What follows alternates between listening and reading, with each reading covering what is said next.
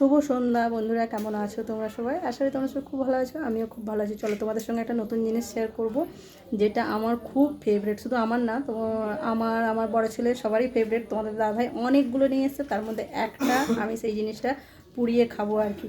তো চলো তোমাদেরকে আমি দেখাই। এই দেখো, মকা পুরানো হয়েছে, তাও তোমাদের দাদাভাই পুড়িয়ে নুন নেবু মাখিয়ে দিয়েছে, কারণ এই জিনিসটা আমার খুবই ফেভারিট। অনেক দিন ধরে বলছিলাম আনতে। তো তোমরা কারা কারা এই মকা ভাজা খেতে পছন্দ করো, মানে মকা পুড়া, সরি ভুল হয়ে গেছে বলাটা, মকা পুড়া খেতে পছন্দ করো? অবশ্যই কমেন্ট করে জানিও। তো আমি আগে খেয়ে দেখি কেমন হয়েছে। দারুণ লাগছে গো, হেভি হয়েছে। তুমি খাবে? বড় বেটু এলে, হ্যাঁ দেখলে, দেখেনি মনে হয়, বলো গাড়ি আছে।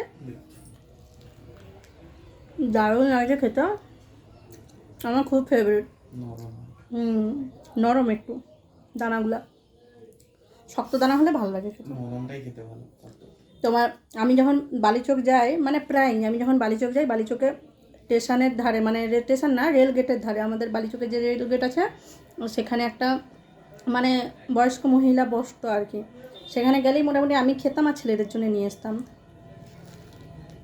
দারুণ লাগছে। কাঁচাগুলো চলো তোমাদেরকে আমি দেখাই। গাইস, এই যে কাঁচা মকা, কাঁচাগুলো দেখো। এগুলো ছেলেরা এই বাড়িতে এলে তখন এগুলো আবার পুরানো হবে, তারপর আবার সবাই একসঙ্গে বসে খাবো। হেভি লাগে মোটামুটি। চলো, আমি তো মোকা পুরা মজা নেই। চলো তোমরা কারা কারা খাবে চলে এসো তাড়াতাড়ি। আমাদের বাড়িতে অনেকগুলো কিন্তু মোকা রয়েছে, পুড়ে খাওয়ানো হবে সবকে। তো চলো, টাটা।